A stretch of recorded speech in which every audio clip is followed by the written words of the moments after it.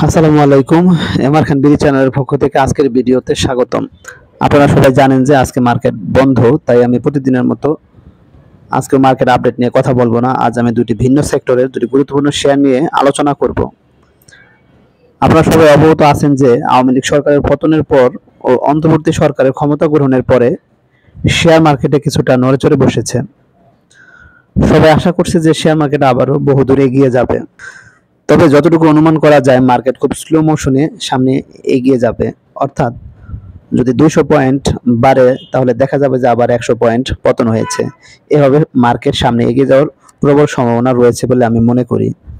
সাথে সাথে ভালো শেয়ার অর্থাৎ যাদের ফান্ডামেন্টাল ভালো তারা সামনে ভালো করবে, এটাই অনুমেয়। তাই এই মুহূর্তে ভালো শেয়ার ও যে শেয়ারগুলো আন্ডার প্রাইসে আছে ওই সকল শেয়ারগুলোতে বিনিয়োগ করা, পাশাপাশি যে সকল ভালো শেয়ার আমাদের পোর্টফোলিওতে বেশি দামে কেনা আছে তা যথাসম্ভব এভারেজ করার মাধ্যমে একটা ভালো প্রাইসে নিয়ে আসা হচ্ছে বুদ্ধিমানের কাজ, যাতে মূল্য বাড়ার সাথে সাথে ওই শেয়ারগুলো থেকে ভালো পরিমাণে একটা প্রফিট করা যায়। পাশাপাশি এ ব্যাপারে সবাইকে অবগত থাকতে হবে বা সবাইকে সচেতন থাকতে হবে যে কোনো মতে যাতে আমরা প্যানিক সেল না করি, অর্থাৎ শেয়ারগুলো যাতে আমরা লসে সেল না করে দেই। তো যাই হোক, এখন আমি আজকে দুটি গুরুত্বপূর্ণ শেয়ার নিয়ে আলোচনা করব। এখন আমি যে শেয়ারটি নিয়ে কথা বলবো তা হলো ট্রাভেল এবং লেজার সেক্টরের একটি গুরুত্বপূর্ণ শেয়ার, তা হলো সিপাল বিচ অ্যান্ড রিসোর্ট। তো যদি আমরা সিপাল শেয়ারটি দেখি তো সেক্ষেত্রে দেখা যাবে যে সিপাল শেয়ারটি গতদিন 53 টাকা 60 পয়সায় ক্লোজ হয়েছে। আমরা যদি তাদের গত এক বছরের প্রাইস হিস্ট্রিটা দেখি তো সেক্ষেত্রে দেখা যাবে যে Sea Pearl Beach Resort and Spa Limited তাদের গত এক বছরের সর্বনিম্ন প্রাইস ছিল 53 টাকা 50 পয়সা এবং সর্বোচ্চ প্রাইস ছিল 214 টাকা 90 পয়সা। তাহলে দেখা যাচ্ছে যে 53 টাকা 60 পয়সা অর্থাৎ গত এক বছরের সর্বনিম্ন প্রাইসে শেয়ারটি মূলত অবস্থান করছে। তো আমরা যদি তাদের প্রাইস হিস্ট্রিটা দেখি তো সেক্ষেত্রে দেখা যাবে যে তাদের প্রাইস হিস্ট্রি যদি আমরা দেখা যায় যে সিপাল বিচ অ্যান্ড রিসোর্ট শেয়ারটি মূলত দীর্ঘদিনে একটা ভালো প্রাইসে ছিল, অর্থাৎ একটা সময় দেখা যাচ্ছে যে শেয়ারটি 20 টাকাও ছিল, কিন্তু এরপর থেকে শেয়ারটি ভালো করা শুরু করে, অর্থাৎ দেখা যাচ্ছে যে প্রায় 70, 80 এবং 79 টাকা দীর্ঘদিন ছিল। এরপরে আবার শেয়ারের কিছুটা পতন হয়, অর্থাৎ 40-এর ঘরে কিছুদিন লেনদেন হতে দেখা যায়। এরপরে আবার শেয়ারটি টার্ন করে, অর্থাৎ খুব বেশি পরিমাণে তাদের মূল্যে চলে যায়, অর্থাৎ 286-87 টাকাও লেনদেন হতে দেখা যায়। এরপর আবার শেয়ারটি পতন হতে থাকে, অর্থাৎ শেয়ারটি মাঝখানে খুব ওভার প্রাইসে ছিল এবং সেটি কারেকশন হয়ে আবার এখনো অনেকটা ডাউন পর্যায়ে রয়েছে। তো যাই হোক, সেটি আবার ঘুরে দাঁড়ানোর প্রবল সম্ভাবনা রয়েছে বলে আমি মনে করি। আমরা যদি শেয়ার ক্যাপিটাল প্রপোর্শনটা দেখি তাহলে দেখা যাবে যে সিপাল বিচ রিসোর্ট মূলত 200 কোটি টাকা অথরাইজ ক্যাপিটাল নিয়ে গঠিত, অর্থাৎ এক্ষেত্রে তাদের পেইড আপ ক্যাপিটাল রয়েছে 120 কোটি টাকা এবং তাদের রিমেনিং ক্যাপাসিটি রয়েছে অর্থাৎ প্রায় 79 কোটি টাকার মতো তাদের রিমেনিং ক্যাপাসিটি রয়েছে। তো যাই হোক, এটা একটি ভালো দিক। আমি মনে করি যে কোম্পানি যে কোনো সময় চাইলে তারা স্টক ডিভিডেন্ড হিসাবে উক্ত রিমেনিং ক্যাপাসিটি গুলো ঘোষণা করতে পারবে। আমাদের তাদের শেয়ার হোল্ডিং প্যাটার্নটা দেখি তো সেক্ষেত্রে দেখা যাবে যে সিপাল বিচ রিসোর্টের মূলত 46% শেয়ার রয়েছে ডিরেক্টরদের দখলে, অপরদিকে প্রতিষ্ঠানের দখলে প্রায় 16.92% শেয়ার রয়েছে। প্রতিষ্ঠান দীর্ঘদিনে দেখা যাচ্ছে যে 26, 22, 20% শেয়ার দখলে ছিল, হঠাৎ করে তারা শেয়ার ছেড়ে দেয়, যে কারণে আমি বলবো যে মূল্যের কিছুটা পতন হয়েছে। অপরদিকে আমরা যদি দেখি যে প্রবাসীদের কাছে মূলত ভালো পরিমাণে বিনিয়োগ রয়েছে, অর্থাৎ প্রায় 2%-এরও বেশি। অপরদিকে সাধারণ বিনিয়োগকারীদের রয়েছে প্রায় 33%-এর মতো শেয়ার। যাই হোক, সব দিক মিলিয়ে বলা যায় এটা একটি অ্যাভারেজ অবস্থায় রয়েছে, অর্থাৎ এক্ষেত্রে সাধারণ বিনিয়োগকারীদের কাছে একটু বেশি পরিমাণে শেয়ার রয়েছে বলবো। এখন যদি আমরা তাদের ইন্টারিম ফিনান্সিয়াল পারফরম্যান্সটা দেখি তো সেক্ষেত্রে দেখা যাবে যে সিপাল বিচ রিসোর্ট মূলত থার্ড কোয়ার্টার পর্যন্ত তাদের ফিনান্সিয়াল তথ্য দেওয়া আছে। সেক্ষেত্রে দেখা যাচ্ছে তাদের থার্ড কোয়ার্টার ইপিএস ছিল 3 টাকা 82 পয়সা। অপরদিকে থার্ড কোয়ার্টার পর্যন্ত তাদের নেট অ্যাসেট ভ্যালু ছিল 19 টাকা 40 পয়সা, অর্থাৎ যেটা এখানে লক্ষণীয় বিষয় যে তাদের নেট অ্যাসেট ভ্যালু পরিমাণটা কিন্তু আবার অনেকটাই কম, অর্থাৎ 19 টাকা 40 পয়সা শেয়ার, যা বর্তমানে 53 টাকা অ্যাসেট ভ্যালুর তুলনায় আমি মনে করি এটা একটু ওভার প্রাইসই রয়েছে। অপরদিকে তাদের ইপিএসটা মোটামুটি এবছর ভালো, তারা যদি তাদের পারফরমেন্স ভালো করতে পারে সেক্ষেত্রে হয়তো শেয়ারটি সামনে এগিয়ে যেতে পারবে।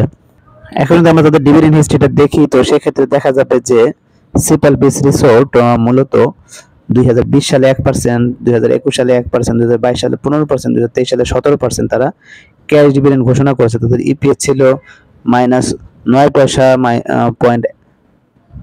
61 পয়সা এবং 1 টাকা 34 পয়সা এবং 5 টাকা 81 পয়সা। অপরদিকে তাদের নেট অ্যাসেট ভ্যালু ছিল 10 টাকা, 10 টাকা 63 পয়সা, 11 টাকা এবং 16 টাকা। অর্থাৎ যেটা লক্ষণীয় যে তাদের অতীতে কোম্পানির অবস্থা খুবই খারাপ ছিল এবং সেখান থেকে তারা কামব্যাক করার চেষ্টা করছে বা ভালো পরিমাণে কামব্যাক করতে সক্ষম হয়েছে এবং তাদের নেট অ্যাসেট ভ্যালু ধীরে ধীরে বৃদ্ধি পাচ্ছে। অর্থাৎ এভাবে যদি শেয়ারটি এগিয়ে যায় তাহলে আমি মনে করি সামনের দিকে সামান্য পরিমাণ হলেও ভালো করতে পারবে।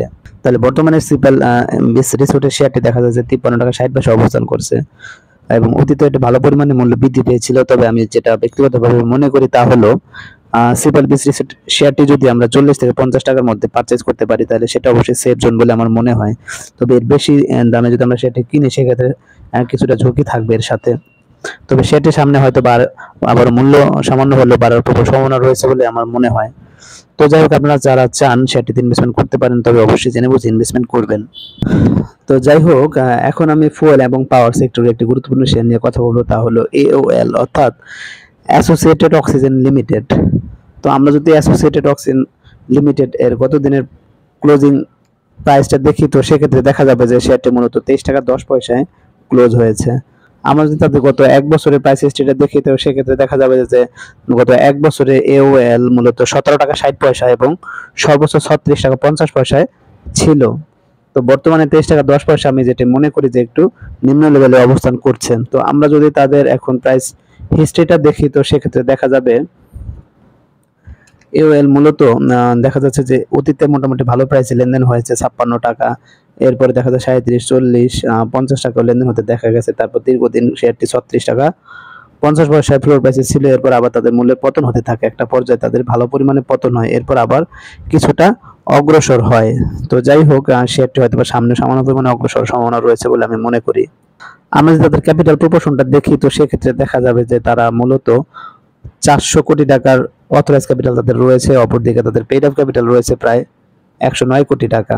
তাদের মূলত ভালো পরিমাণে রিমেনিং ক্যাপাসিটি রয়েছে, অর্থাৎ প্রায় 290 কোটি টাকার মতো তাদের রিমেনিং ক্যাপাসিটি রয়েছে, যেটা খুবই ভালো দিক। এবং আমি মনে করি যে কোম্পানি চাইলে যে কোনো সময় তারা স্টক ডিভিডেন্ড আকারে উক্ত রিমেনিং ক্যাপাসিটি গুলো তাদের ঘোষণা করার সক্ষমতা রয়েছে, যেটা কোম্পানির একটি স্ট্রং দিক বলে আমার মনে হয়। তো আমরা যদি তাদের শেয়ার হোল্ডিং প্যাটার্ন দেখে দেখা যাবে যে কোম্পানির স্পন্সর বা ডিরেক্টর যারা তাদের কাছে মূলত প্রায় 30%-এর সামান্য পরিমাণে বেশি শেয়ার রয়েছে, অপরদিকে ইনস্টিটিউশনের কাছে রয়েছে প্রায় 10%-এর সামান্য পরিমাণে বেশি এবং প্রবাসীদের কাছে অর্থাৎ ফরেন ইনভেস্টমেন্ট রয়েছে এখানে সামান্য পরিমাণে অর্থাৎ 0.21%। অপরদিকে সাধারণ বিনিয়োগকারীদের কাছে দেখা যাচ্ছে বেশি পরিমাণে শেয়ার রয়েছে প্রায় 58%-এরও বেশি। যাই হোক, শেয়ার হোল্ডিং প্যাটার্নে কোম্পানিটি আমার কাছে খুবই দুর্বল বলে মনে হয়, অর্থাৎ সাধারণ বিনিয়োগকারীদের হিউজ পরিমাণে শেয়ার রয়েছে, যেটি কোম্পানির একটি দুর্বল দিক বলে আমি মনে করি। যাই হোক, যদি ওই কোম্পানিতে প্রাতিষ্ঠানিক বিনিয়োগ বৃদ্ধি পায় তাহলে কোম্পানিটি আবার সামনের দিকে মূল্য বৃদ্ধি পাবে বলে আমার মনে হয়। তো আমরা যদি AOL এর ইন্টারিম ফাইন্যান্সিয়াল পারফরম্যান্সটা দেখি তো সেক্ষেত্রে দেখা যাচ্ছে যে গত বছরের ফাইন্যান্সিয়াল পারফরম্যান্সটা দেওয়া আছে, অর্থাৎ তাদের ইপিএস ছিল 1 টাকা 59 পয়সা এবং নেট অ্যাসেট ভ্যালু ছিল 19 টাকা 33 পয়সা। যাই হোক, তাদের নেট অ্যাসেট ভ্যালু তুলনায় প্রাইসটা খুব বেশি আছে বলে আমি মনে করি না, কাছাকাছি রয়েছে। অপরদিকে ইপিএস মোটামুটি ছিল। তো আমরা যদি ডিভিডেন্ড হিস্ট্রিটা দেখি তো সেক্ষেত্রে দেখা যাবে যে কোম্পানি মূলত 2020 সালে 2% ক্যাশ, 8% স্টক ডিভিডেন্ড, 21 সালে 5% ক্যাশ এবং 7% স্টক ডিভিডেন্ড, 22 সালে 10% ক্যাশ এবং 23 সালে 1% ক্যাশ ডিভিডেন্ড ঘোষণা করেছে। অপরদিকে তাদের ইপিএস ছিল 1 টাকা 87 পয়সা, 2 টাকা 19 পয়সা, 1 টাকা 67 পয়সা, 1 টাকা 59 পয়সা এবং নেট অ্যাসেট ভ্যালু ছিল 19 টাকা 25 পয়সা, 18 টাকা 29 পয়সা, 18 টাকা 56 পয়সা এবং 19 টাকা 33 পয়সা। তো যাই হোক, তাদের নেট অ্যাসেট ভ্যালুর খুব বেশি পরিবর্তন হয়নি, তবে ইপিএস দেখা যাচ্ছে যে খুব ফ্লাকচুয়েশন হচ্ছে এবং তাদের যে ক্যাশ ডিভিডেন্ড ঘোষণার পরিমাণ গত বছর খুবই কম ছিল, যেটা খুবই দুঃখজনক বলে আমি মনে করি। তবে কোম্পানির যে সার্বিক বিবেচনায় যতটুকু বলা যায় যে কোম্পানিটি হয়তোবা সামনে সামান্য পরিমাণে শর্ট রানে মূল্য বৃদ্ধি পাওয়ার সম্ভাবনা রয়েছে।